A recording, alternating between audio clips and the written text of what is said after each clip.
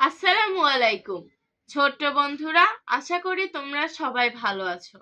আজকে আমি তোমাদের প্রথম ও দ্বিতীয় শ্রেণীর অ্যাডভান্স ছোট মনিদের কম্পিউটারের হাতে খড়ি বইটি পড়াবো। আজকে তার দ্বিতীয় পর্ব। চলো শুরু করি। বিসমিল্লাহির রহমানির রহিম। কম্পিউটারের বিভিন্ন ব্যবহার। নিচে কম্পিউটারের সাহায্যে বিভিন্ন কাজের ব্যবহার দেখানো হলো। প্রথম ছবিতে দেখানো হয়েছে ছবি আঁকা যায়। দেখো, কম্পিউটারের মাধ্যমে আমরা চাইলে ছবি আর্ট করতে পারি। তারপর কার্টুন দেখা যায়। কম্পিউটারে আমরা বিভিন্ন সাইটে গিয়ে কার্টুন দেখতে পারি, ইউটিউব, গুগল।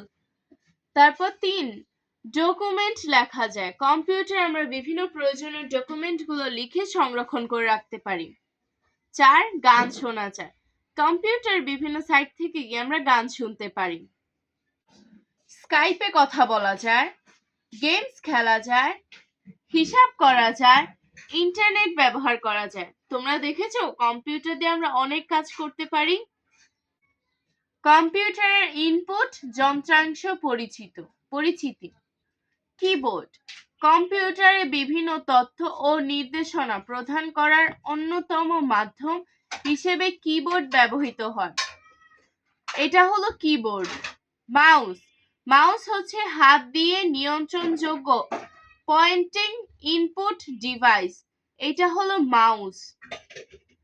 জয়স্টিক এই ডিভাইসটি গেম খেলার জন্য ব্যবহৃত হয়। এটা হলো জয়স্টিকের ছবি।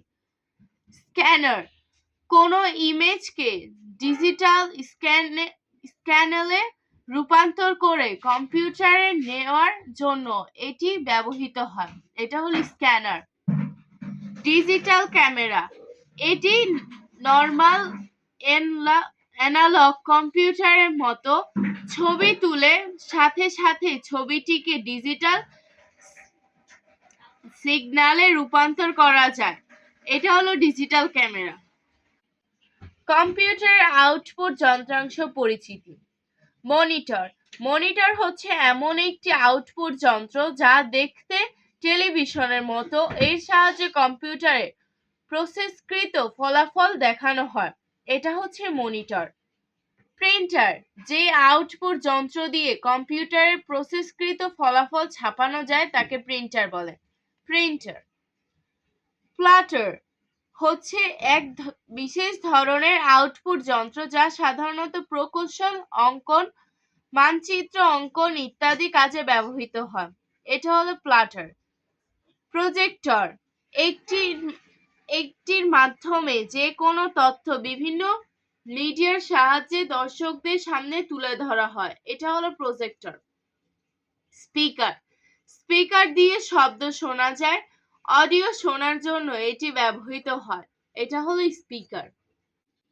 কম্পিউটারের প্রসেসিং ও মেমোরি যন্ত্রাংশ পরিচিতি। মাইক্রোপ্রসেসর হলো ক্ষুদ্রাকৃতির একটি ইলেকট্রনিক চিপ যার সাহায্যে কম্পিউটার তার যাবতীয় প্রসেসিং কার্যাবলী সম্পাদন করে। এটা মাইক্রোপ্রসেসর। র্যাম এটি একটি অস্থায়ী মেমোরি। কম্পিউটার চালু অবস্থায় এটি কার্যকর হয়। এটা হলো র্যাম। হার্ড ডিস্ক এটি একটি স্থায়ী স্টোরেজ ডিভাইস। সব ধরনের তথ্য এখানে সংরক্ষণ করে রাখা হয়। এটা হলো hard disk. CD ROM audio বা ভিডিও চালানোর জন্য সিডি রোম ড্রাইভ ব্যবহার করা হয়। এটা হলো সিডি রোম। ডিভিডি চালানোর জন্য ডিভিডি রোম ড্রাইভ ব্যবহার করা হয়। এটা হলো ডিভিডি রোম।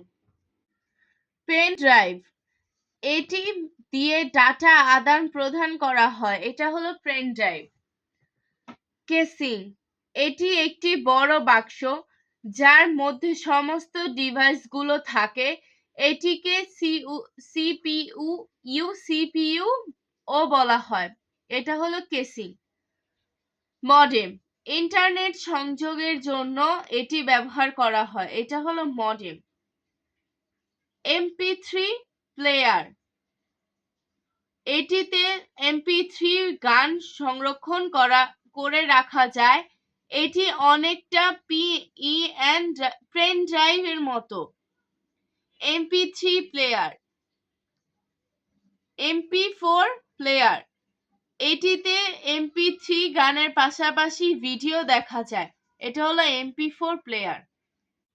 অনুশীলনী 4, সঠিক উত্তরটির চিহ্ন দাও।